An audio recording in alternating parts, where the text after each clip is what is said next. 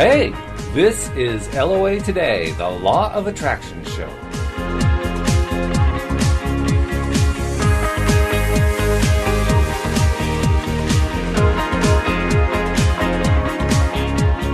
Welcome to LOA Today. My name is Walt Thiessen, with my brother Mark and my sister-in-law Iona on this Thursday, May the 4th, 2017. And it is a momentous day for a number of reasons, not the least of which is because it's my 60th birthday.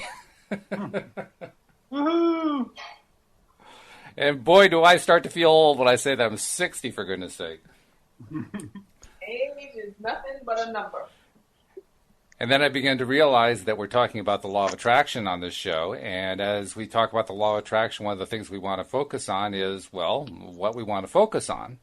So that's what we figured this week's show would be about, how to stay focused on the things we want and off the things we don't want. So one of the things I'm trying to take my mind off of is the downside of being 60. And I want to put it onto the upside. Yes. Because that's the only way anything's going to go right for the rest of my life anyway. If I'm focusing on the wrong stuff, forget it. You might as well just roll over. Yeah.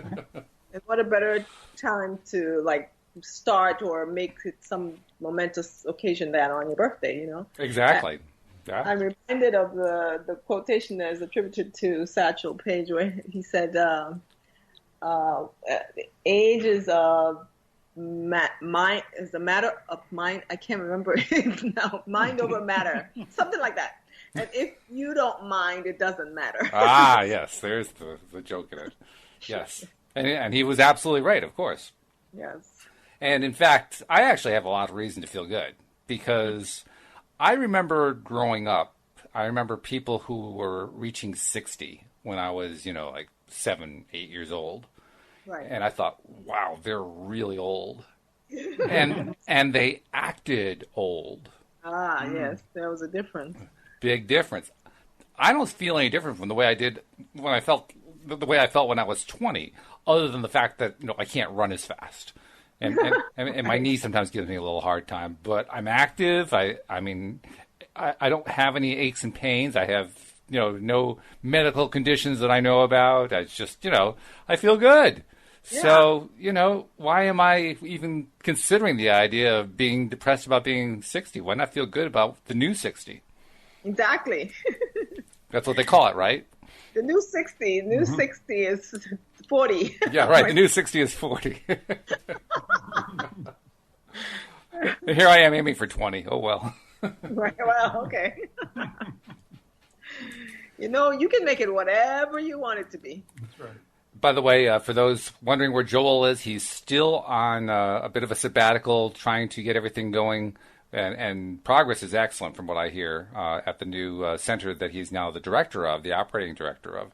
But he's brand new on the job there, and so he's got a lot on his plate, and that's why he's been taking these last few weeks off. But he is coming back. Not sure if it's going to be next week or not, but once he comes back, we're going to pick up on talking about The Secret like we were doing before he left, and we're going to work through that book and movie, one chapter at a time, and do it just the same way we did the Napoleon Hill book, Think and Grow Rich. And anybody who is our regular listener knows how well that went. So something to look forward to. But this week, like I said, we were talking about what it takes to stay focused. And I was noticing today, I take a daily walk, and I was on my daily walk, and I was noticing something that I've noticed many times before, which is it's very easy for me to be distracted. Our subconscious minds like to tease us and poke us with all these little negative things from, recent history or from our own recent histories or distant history, childhood history, whatever. All these little negatives because it's insisting that we have to focus on negative stuff. And it's been a constant challenge over the last 8 to 10 years that I've been trying to apply the law of attraction in my life to remember to stay focused on the stuff that I want, which means taking my mind off of that stuff that my subconscious mind feeds to me. Mm-hmm. So I'm thinking about, okay, what does it take to do that? Well, there's really 3 parts to it. The first part is recognizing that it's happening. Right. One of the hardest things is when you have an old established set of habits where you're constantly focusing on all this negative stuff, it's not like you volunteered deliberately to do that. You did volunteer, you just didn't really pay much attention to the fact that you were volunteering. Right. And so it's just habitual. It just keeps happening, and you don't even think twice about it until you think twice about it. So that's step number one. You have to think twice about it. You have to say, oh, wait a minute. That's the negative stuff. That's the stuff I got to stop focusing on. Because if I want to attract what I really want to attract in my life, that's not going to get me there. Okay. Yeah. So I recognize it. That's the first step. Okay. And I have to say, honestly, it took me a number of years to get that step down. I'm not kidding. That's a tough step. Yeah. Yeah. And the longer you've been alive, the more you have built up, more slush you have built up in your subconscious mind that your mind just keeps throwing at you. So, I mean, there's a lot of repertoire to work with there. Right, definitely. So it does take a little while to kind of start turning that corner. Okay, yeah, first. A tree that has grown in a certain way, and now you are trying to get it to grow in a different way. Exactly. So that's the first step. And I've gotten pretty good at recognition. So now what's the second step? Well, the second step is, this is an interesting one. The second step is recognizing how important it is to get onto a positive track once you have noticed the negative track. And that may seem obvious. I mean, the reason you're looking to get off the negative track is so you can get on a positive track. Right. And yet, I found that when I'm in that place where the negative stuff is, bubbling up to the surface, I can remember the part that says I don't want to focus on this, but I have trouble remembering the part that says I got to find the positives. So that's step two. You have to actually look for what the positive is that you want to focus on instead. You want to redirect your attention away from what you don't want onto the thing you do want. Right. And then the third part, or the third step, if you will, is once you recognize that, then you want to get yourself into the mode of creative writing is the best way I can think of to express it. Meaning, a large portion of how the law of attraction works is you have to be inventing the new reality in your mind in a way that you actually can convince yourself to believe it's happening. Yes. Right. Well, that means you have to actually write the fiction. Yes. That's right. You have to make it up. You have to make it up. And you want to make it good. You want to make it really your ultimate highest dreams. Yeah. One of the things that I like that Mike Dooley has said is you want to keep it general. You don't want to get too wrapped up in the specifics. You want to aim for the large things. You want to aim for the happiness and the satisfying career and wonderful friends. The broad brush type stuff. And the reason he promotes doing that is that it tends to keep us away from what he calls the horrible hows, which is where we think about something that we want to attract, and then as we're thinking about that, we say, okay, how do I go about doing that? Mm-hmm. Which is the exact wrong thing to do. Because the moment you... It's the habit. Well, it is the habit. But it's also the habit of believing that you have to fix these things yourself. It's not trusting that the universe is going to deliver this stuff. Yeah. And it's funny how you said that you wanted to talk about focus, and I thought, okay, I really haven't thought much about that. But last week we were talking about, Neville Goddard and what we were reading in there about the imagination. Mm-hmm. And it's coming right back to that whole idea of you talking about creating the reality that you want. And he talks about it in terms of not thinking of, but thinking from. So what he takes it a step further. Instead of just saying, what do I want? He says, assume that what you want is already a reality. It already exists. You're already experiencing it. How do you feel? What would you say? How would you act? And think from and act from, as opposed to thinking of. And one of the ways that I have found that it's been working for me to help keep focus is when I am conscious of how I am feeling. So if I feel badly, I know right away that I am not, whether consciously or not, thinking about what I want. and so I try to then think about what I want. And, that is not as easy as it it seems, it seems straightforward. Of course, you know what you want, but it seems strange, though, doesn't it? I mean, because yes, that should be very easy. it should be, but it's difficult because, for one, you're so practiced in thinking of what you don't want. Yes, we're really good at that. Oh my goodness! Yes, we spend a lifetime learning how to say no. Yeah. I would take that a step further. I would say we're not only good at it, but we're addicted to it. Yeah. And we've addicted ourselves so deeply that we believe it is our right. Yes. To feel those negative ways. Or to have the whole, to experience whatever it is. It's ours to do and to feel because. I remember that clearly in numbers, throughout my life, where when I was feeling bad because of the situation around me, I felt justified. I felt like I am standing on my ground here feeling bad because it's my darn right to feel bad because look at this horrible situation I'm in. It's like I'm complaining to the universe and I'm saying, hey, this is not fair. And by golly, you're an American and you have the right to feel badly. That's right. And the craziest part is you do have the right to feel badly. I know. But you just don't want to exercise that right. True. And the thing is, you also have the right to feel good. But isn't it interesting how we forget that part? Yeah, I know. You have just as much right, if not more, to feel good. And the thing is that, like you said, it's all about the focus, because when we are conscious of it, when we are aware of it, and we put in the effort and we exercise our right, to use that expression again, to feel good, it feels so good. Yeah, it does. It feels. But very shortly thereafter, we would have forgotten and slid right back into the crummy feeling again. And I think a lot of us too, including myself for many years, attach this idea that the only way I'm going to make some real change in my life is if I recognize what's bad and do something about bad it. Yeah. and do something about it from this position of feeling bad until it's better, and then I can feel good. Yeah. Which is pretty messed up. It is. It actually does not work that way. Well, not only does it not work, as Neville Goddard says, it's absurd. Yes, it is.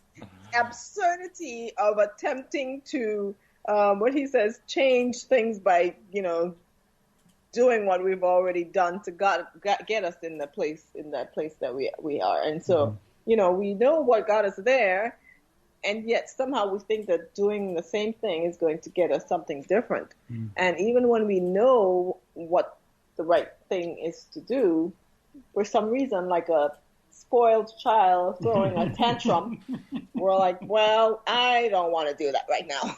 Yeah. We run away very easily. We really do. Yeah. So anyway, I'm taking my walk today and realizing all this stuff that we're talking about, and recognizing a few things that I kind of knew before, but it was taking on a new level of clarity today.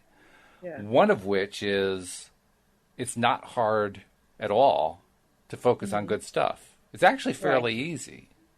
Literally the hardest part is just picking something. Yeah.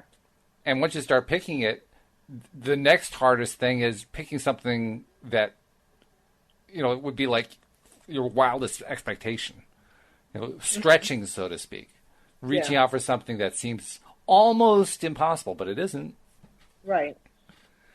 And then focusing on that, and like you said, believing it, that it's actually happening, and feeling great about it, and getting excited about it. So I started practicing that today, and it was just an interesting experience, because my walks are always, of course, a product of how I'm thinking and feeling when I take the walk. Mm-hmm. And I've, in the past, tried to do many things on those walks. I've tried to influence weather, often very successfully. I've tried to influence my day. I've tried to influence my future. I've tried to address stuff that I was stuck on and figure out how to put it aside and so forth. So each day it's a little bit of a different experience. Today's experience was more along the lines of, of realizing that I'm a lot closer to believing I can reach my goals than I have been ever in the past. In other words, I feel it more. I believed it more. Okay. And realizing that's actually the latest step in a progression that's been going on since I started. Yeah, yeah. In other words, in short form, I'm making progress. Making progress! And that's how it happens, you get these bursts of these aha moments when something you may have been struggling with consciously or even unconsciously, and then suddenly it's all clear and it makes so much sense, and you're like, wow, why didn't I see that before? Yeah. But I think that's how the growth and the development happens. There is, you have that uncertainty and you're just trying to figure it all out. And then all of a sudden you make this leap in your next stage of development, and you stay there for a while. And so now you're trying to figure out what to do with this new information, and until you have another revelation or of some kind. Well, I don't know if it's another revelation, but it's certainly the latest step in the progression, the latest step in the development. Yeah, and that's worth celebrating. Yes, definitely. And really, this whole process is learning how to celebrate the little stuff. Yes. So that's another learning. It seems like there's so much learning. I love the different kinds of exercises you can do. I actually have a couple. Louise and I have one that we do every night, and I have one that I've been trying to do every morning.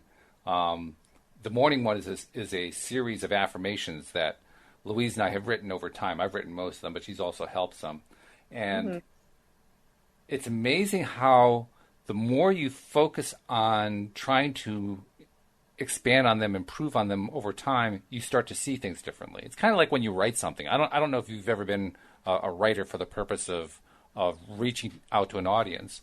Yes. Okay. Well, if you have, then you know that you're constantly challenging yourself to write something and then go back and figure out how you can improve it. Right. Yes, definitely. Well, yes. That's what I've been trying to do with the affirmations. Figure out how I can improve it, and as a result of that, being very dedicated and committed to over and over and over again, different days, looking at it, making tweaks here and changes there. It's actually evolved over time and become very much what Mike Dooley was talking about. It's become much more generalized. At first, we had all kinds of specific goals on there. Yeah. I realized through trying to use those as affirmations why they aren't as effective. Okay. The reason they're not as effective is if you aren't totally on board and you don't totally believe in them, then they don't tend to come true in the time frame you have in mind, and so you start to believe it doesn't work. Right. It becomes counterproductive. Right. So you can actually set yourself up for failure by trying to make the affirmations specific. Yes, and what I have, I've had an aha moment of sorts regarding the affirmations too, even just from reading Goddard's book, because when he talks about using your imagination to go into that state of you having your dreams fulfilled, I realized that it's the same thing that you're attempting to do with the affirmations. And so if they're too far-fetched, then you're not able to go there. You might be repeating them, you're saying them, and you may believe them cognitively, but emotionally, there's no match. And if there isn't a match, then you won't, be doing yourself justice. In fact, you might be doing yourself injustice, because if there is a mismatch, you're actually then activating your disbelief of the affirmation and your belief in the opposite of the affirmation. Exactly. So that's what I was experiencing. You're then going backwards. Yeah, that's exactly what I was experiencing. And it is counterproductive. And it's amazing how it can actually undermine the whole affirmations activity. Yes. And that's why, a lot of people complain, these affirmations, they don't work. They don't, because everybody, after The Secret was aired, a lot of people tried the affirmations, but I learned that just repeating them doesn't really help. And, Mark and I did try repeating our affirmations for a couple of weeks at a time.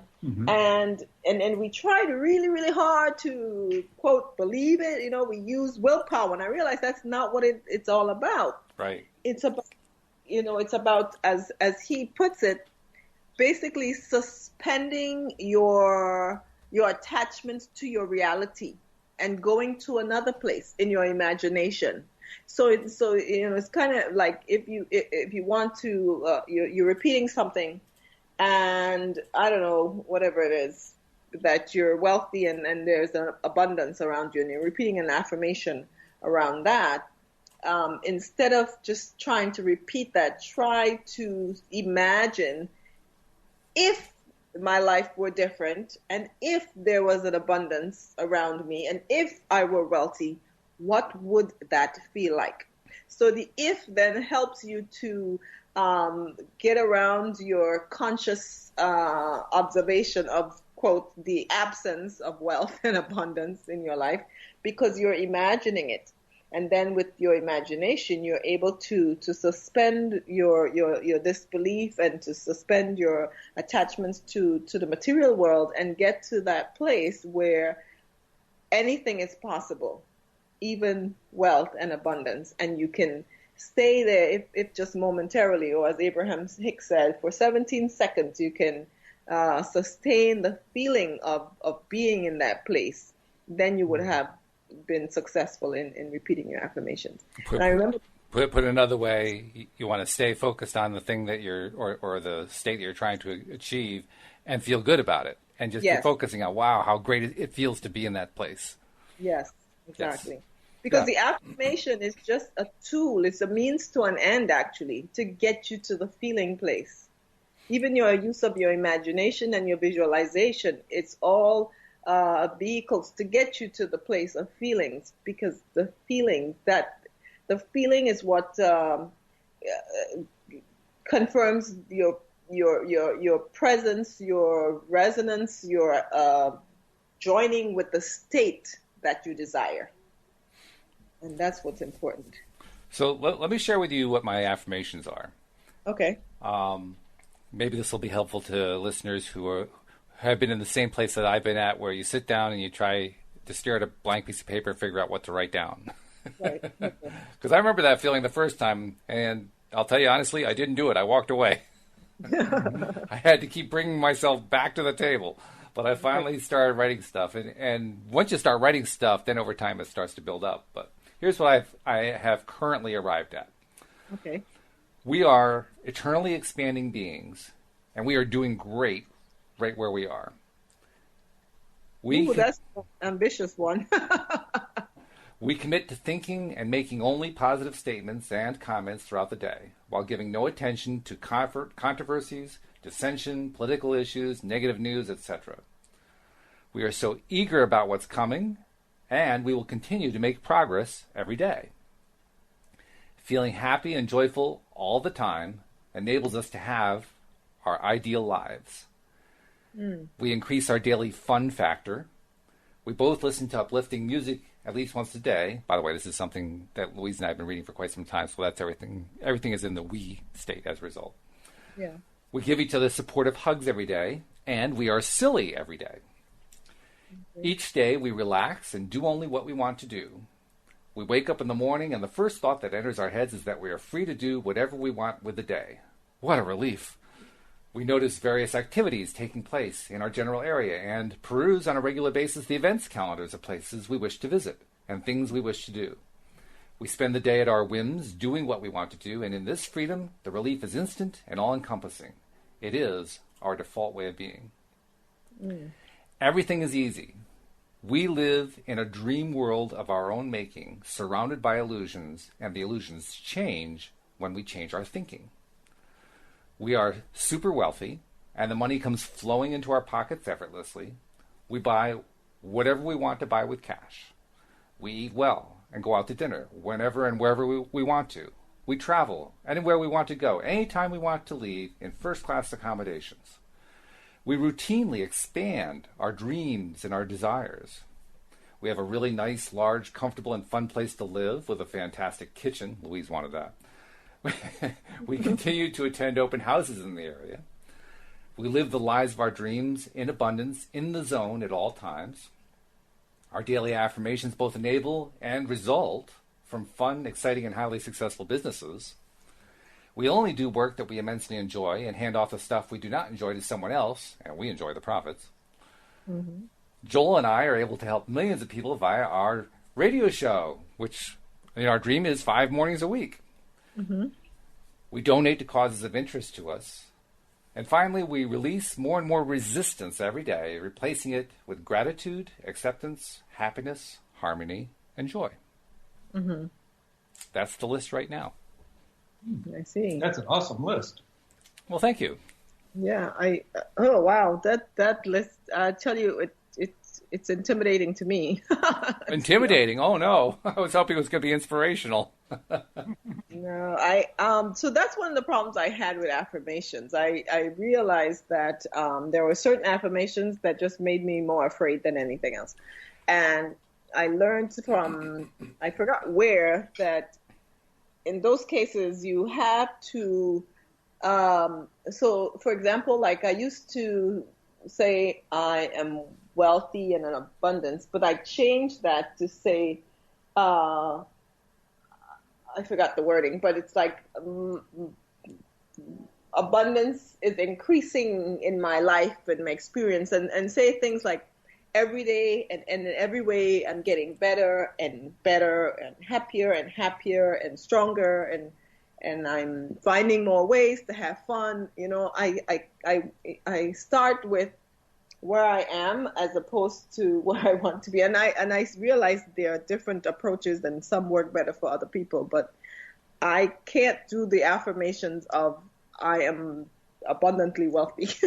Well, it's fine. I mean, that's the whole point of this. Yeah. The whole point is to make them suited for you, the person who's declaring them. I mean, these fit us very well. We feel comfortable with these. I have to say some of them we've had to kind of make ourselves grow into. Mm-hmm. We were able to do that. We've been able to put aside our doubts and just say, you know what, let's go for it. Let's shoot the moon. And for some reason that allows us to let go. Yes. But it doesn't really matter what the words are. What matters is how do you relate to them? Yes. How do they make you feel? How do they make you feel? Can you imagine them? How vividly can you put this whole series of affirmations and thoughts and ideas and concepts into your own mind and expand on them and paint the picture? Because if you can do that, that's what the affirmations are supposed to do. Yes, that's right. And like I said, they're tools, a means to an end, and that's why, for some people, affirmations don't work, but a vision board does. Yeah, so, I mean, there are a lot of different ways. What we're really trying to do here is we're trying to break up the pattern of negativity. Yes, right. Yeah. However we go about doing that almost doesn't even matter. Exactly. I mean, they do know, Sean Aker has done a lot of research and found that there's, certain kinds of things that are more effective. I mean, daily exercise of some kind, this. Daily exercise of some kind is tremendously effective in terms of helping to regain some degree of positivity and increase it. Any kind of social activity is tremendous in that direction. Right. Affirmations is good for it.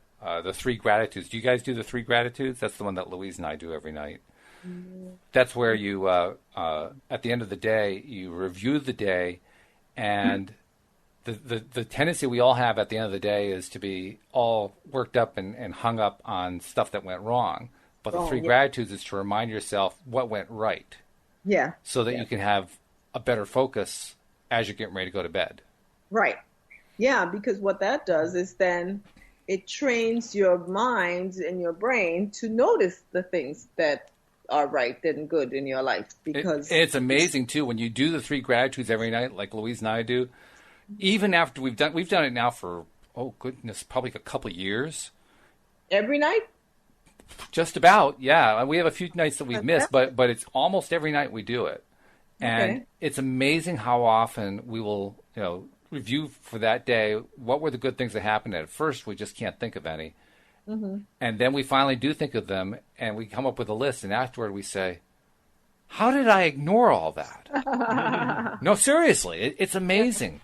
It shows just how powerful, negatively powerful our subconscious minds can be if we allow them to just go their own default way, and why it's so important to take control, so to speak, by doing things like 3 gratitudes and affirmations and exercise and all that other good stuff.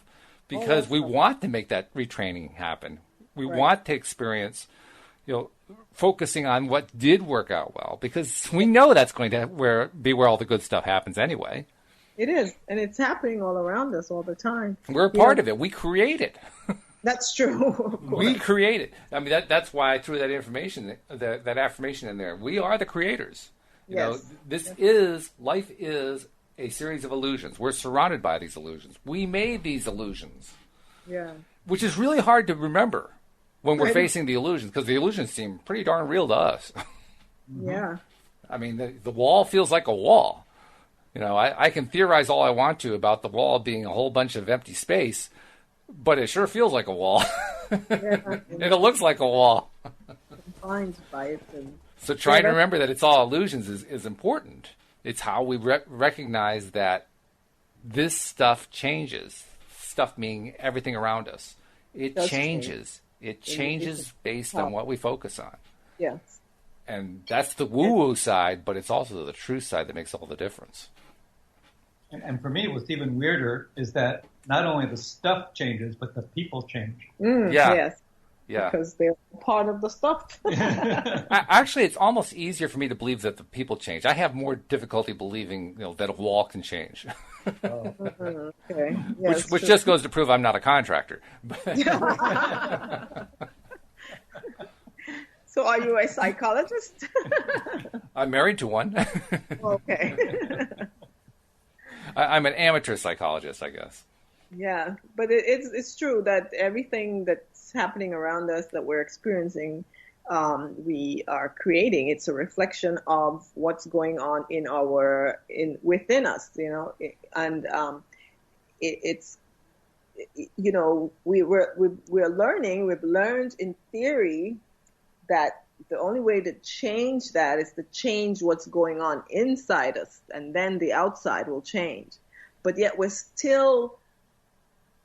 spend so much time trying to change the outside without changing the inside, Yeah, we misdirect our efforts. Yes, and I have to constantly remind myself of that because I struggle, with things, my dissertation is one of them. I'm constantly reminding myself, I think that's what I keep saying over and over and again throughout this program. I keep reminding myself that I want to take my mind off those negatives that keep coming into my head about everything that goes on in my life. Yeah. And it's hard to remember that. It's hard to remember, and then it's hard to believe it. It's hard to believe that my mind changing its focus is going to change my reality. That's a hard belief. Now that you're saying it, I had this question in my head as to whether I really believe that. You know what I mean? I doubt it continuously. Yeah. But that's part of the challenge is learning how not to doubt it anymore, how to really just, kind of throw caution to the wind, so to speak. Yeah.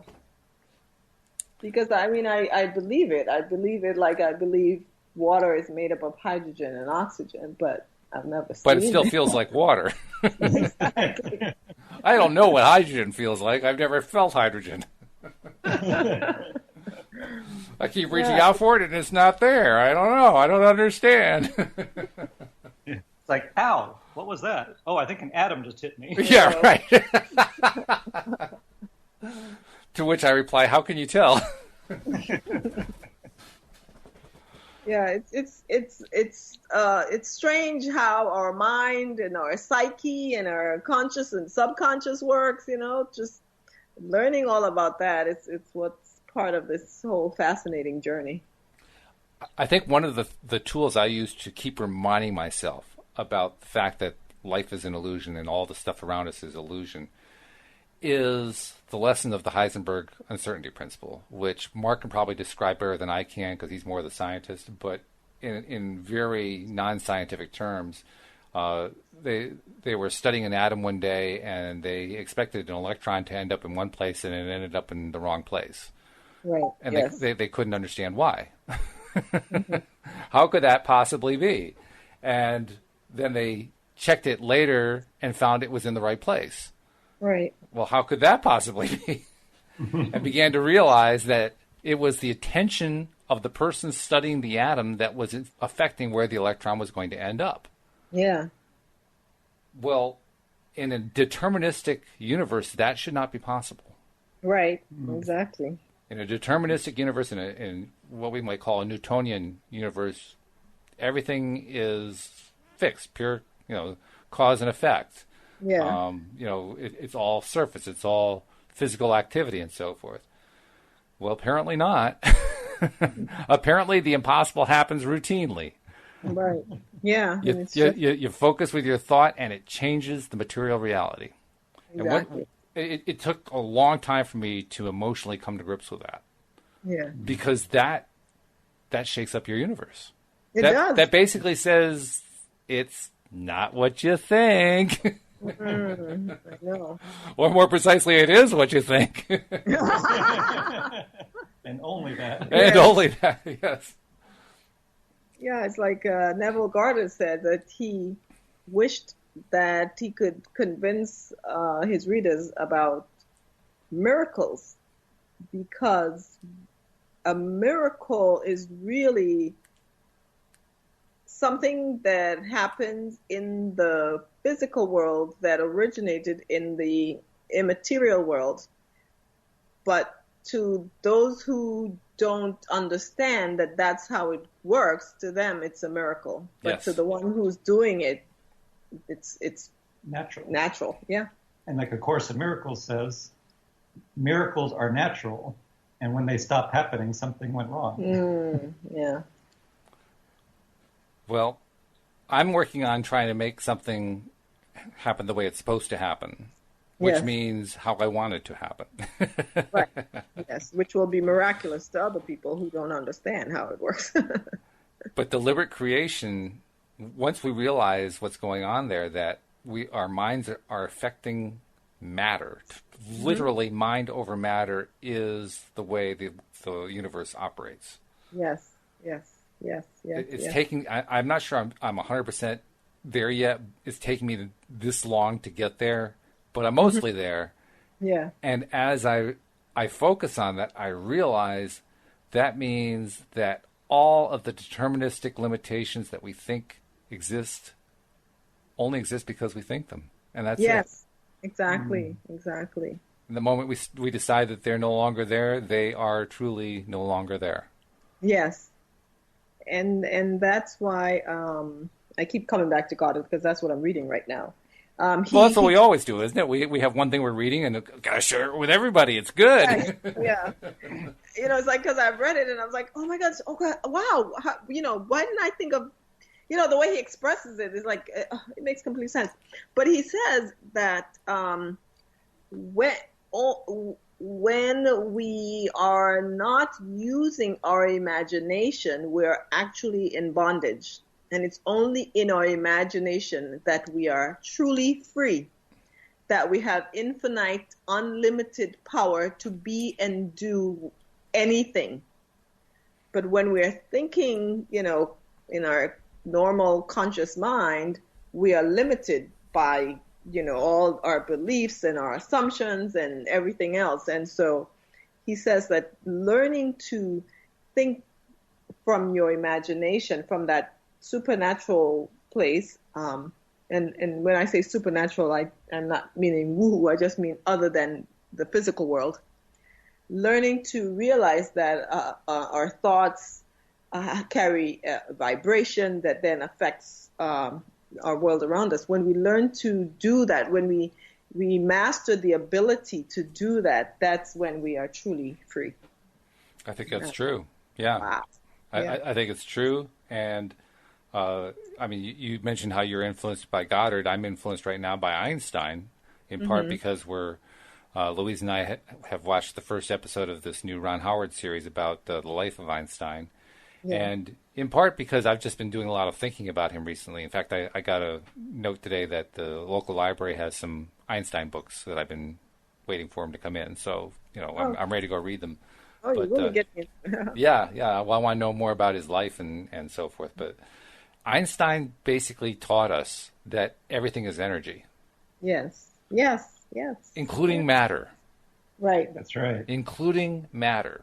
Matter is energy. Yeah.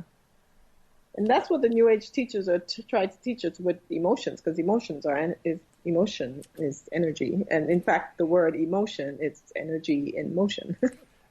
It is. And the thing that's really fascinating to me is that there are a number of different flavors of energy, shall we call it?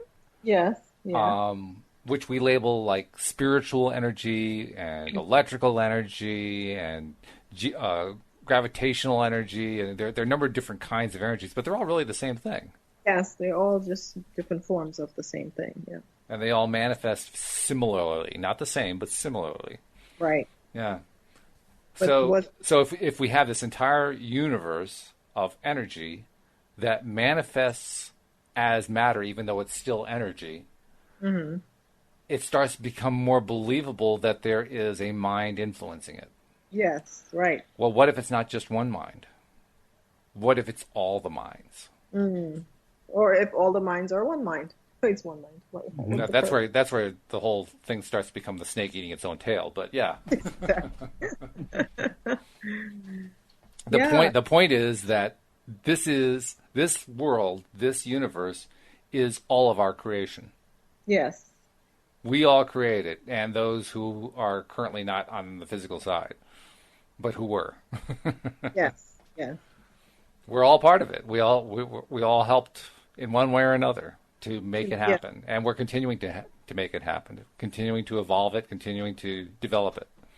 Right, and whatever you are, the individual is experiencing, it's their creation. Even other people and experiences, it's all your creation. So even your relationships, whether they're good or bad, it's all you're doing, and so you could undo it if you don't like how it's being done. Which is the whole point about emotion that you were making earlier. It isn't so much that emotion makes things happen. Emotion tells us whether we're focusing on what we want or what we don't want. Right. If we're focusing on something we want, then it feels good. Mm-hmm. If we're focusing on something we don't want, it feels bad. Exactly. And that's the indicator. So now that we've been informed by our own emotions about what it is that we're focusing on, now we get a choice. Do we want to continue to focus on it, or do we want to change our focus? Yeah, yeah. And to iterate, there's like a paradox here, because you mentioned earlier that we all created this universe, that can be interpreted as we each play a tiny, infinitesimally small part in creating the universe. But really, the experience that we have when we practice this is that we are the sole effector of the universe. Oh, yes. Right. Our universe. Yeah. Yeah. Yeah, and there's a corollary to that, too. The corollary is, I can't harm your universe. Right. Yes. Which is really weird. Yeah. Can't say I understand it, but that seems to be what it is. Well, it goes back to the expression that is attributed both to Maya Angelou and Eleanor Roosevelt, but I think Eleanor Roosevelt said it first, that no one can offend you unless you permit them. Yes. True, yeah. That's right. In which case, what you're really doing is offending yourself. Exactly. So no one can harm you unless you allow that. You open yourself. You permit that person to come into you. But you would have first have offended yourself in the first place. So I guess that's why we call it taking offense. Yes, exactly. Yes. Like a buffet. Oh, you want one of those? Okay. Have some offense. Here's some really good offense over here. I'll take that one.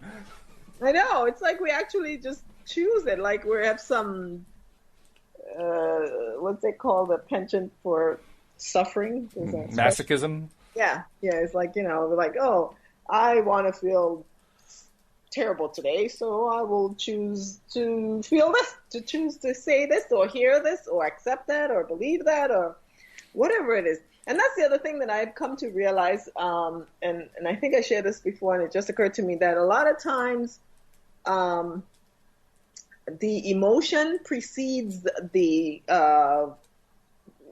the reason we think the emotion exists, And I've experienced that personally, because sometimes I can almost detect that minute, infinitesimally small space in time between the feeling and the reason for my feeling crummy. You know what I mean? And, I realize, okay, I'm feeling crummy, and now my conscious has searched for a reason and attached myself to this experience, right, or the fact that I don't have this, or someone said that, or whatever the reason might be, But you're right. The search is instantaneous. It is, so much so we don't realize it a lot of times, and we think that we're feeling badly because of this experience, not knowing that no, at first you felt bad, and then you latched that feeling to that experience. Some thought, yeah. Whenever I'm talking about this topic, I inevitably flash back to a 1970s television program called Hee Haw. And on that program, they sang a song every week. The song, I won't try to sing the song, but I'll basically recite the lyrics to you. It goes like this. Gloom, despair, and agony on me, deep, dark depression, excessive misery. If it weren't for bad luck, I would have no luck at all. Gloom, despair, and agony on me. And they sang it like it was a fun, happy song. Why? It was supposed to be funny, and it was funny. It was a joke. They were making fun of it. But they were making fun of something that really describes the way people tend to live by default. Yes. Focusing on all this horrible stuff that's going on. And in an indirect way, they were pointing out that we don't have to do that. We actually get the choice. We can say, you know what? I'm not going to focus on that today. Right. I'm going to change my focus. I'm going to decide on something else. I'm going to decide on something I like. I'm going to decide on something that makes me feel good. And in the process of doing that, my whole world changes. Yes. Right. Because when you change your state, you change your prevalent attitude or perception or approach to life, and subsequently, when you change your state, your life changes. And it brings me back to this idea that we talked about previously, that your state is related to your physiology in terms of what type of neurochemicals or neurotransmitters are flowing through your body. And that's determines your state. And you have control of that. So depending on what you're thinking, whether consciously or not, you are influencing your state. And that's where the point of power comes. We can change what we're thinking and thereby change what we're feeling. And then that changes our state, and that changes our world by extension. So we have more power than we realize. We do.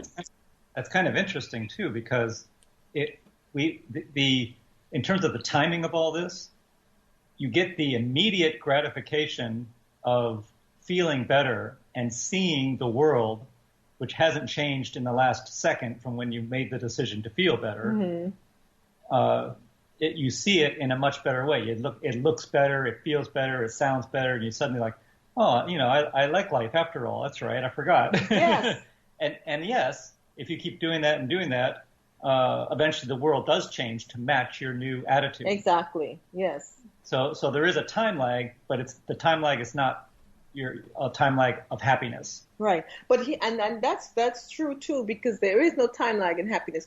Because again, as Neville Goddard said, he's saying that what we really want is to feel happy. Bottom line. That's right. All the goals and dreams and aspirations and everything. Sean Aker says that too. We're thinking that that's what's going to make us happy, but what we really want is to feel happy.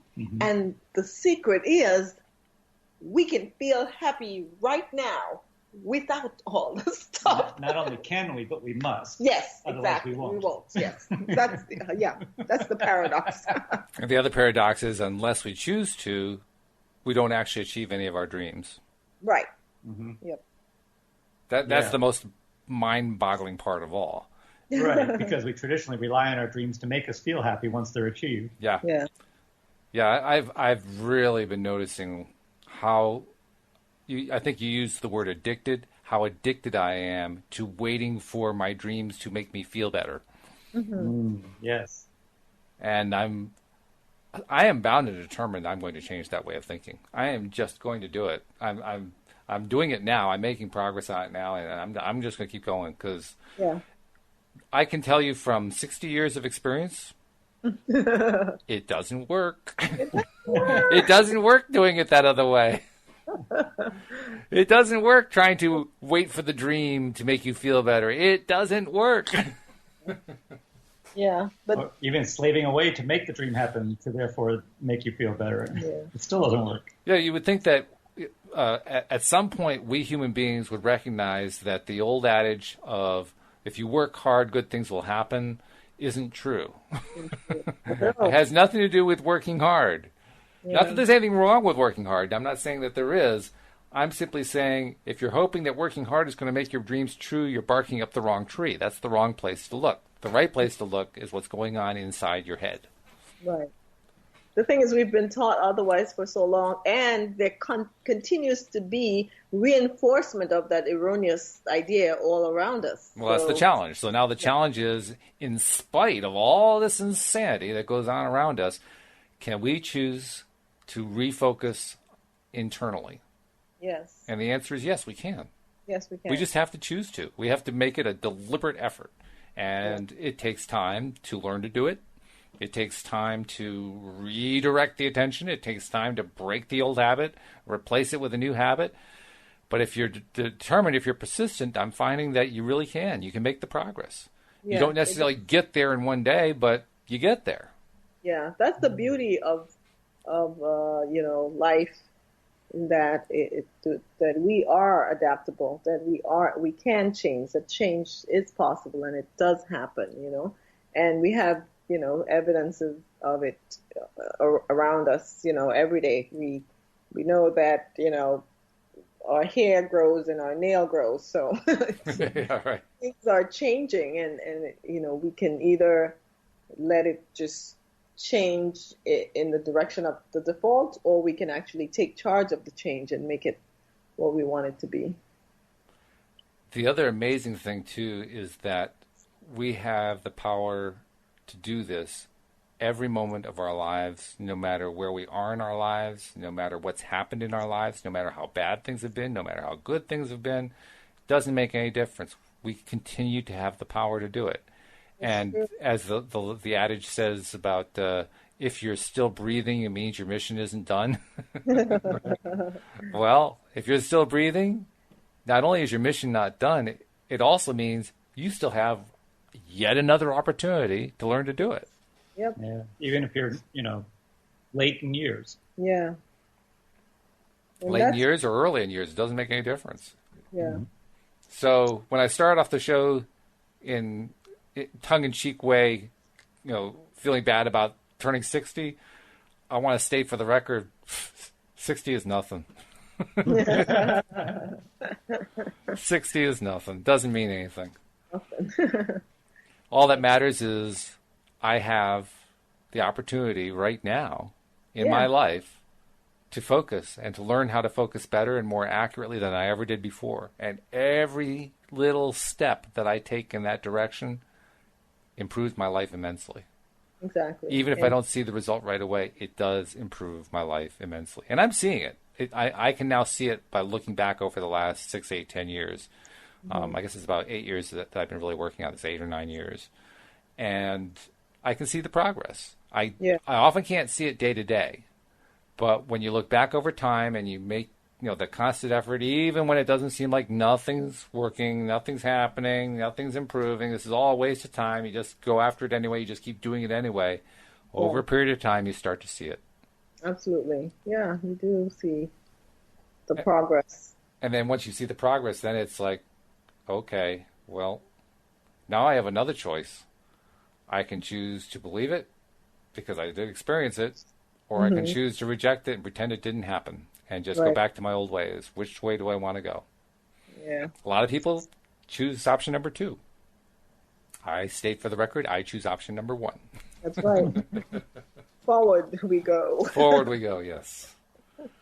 So, this has been good. We've got about 5 minutes left, so we can do some summarizing here. But I was wanting for quite some time to to focus on focusing, to talk about, where I've been at lately in terms of learning how to focus.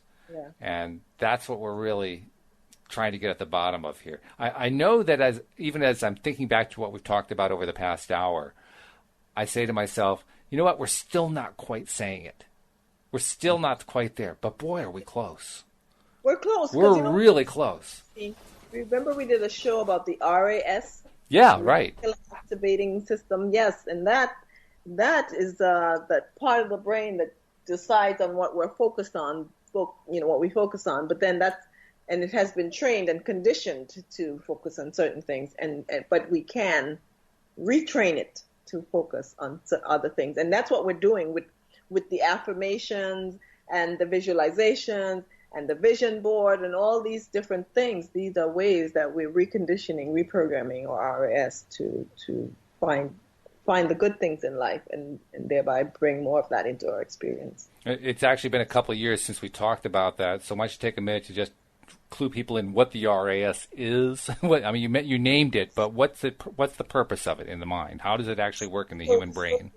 The purpose of it, we have these powerful supercomputers in our brains that are able to take on, millions of bits of information from our world around us. And of course, if we were conscious of all of that, it would be so overwhelming. Our brains would just shut down. So we have this RAS that decides out of all this information, only a very small percentage of that comes to our conscious mind. We can think of one of the best examples they give all the time is about our heart rate and, how our kidneys or some, our unconscious mind is keeping track of all of that, but we're not aware of it.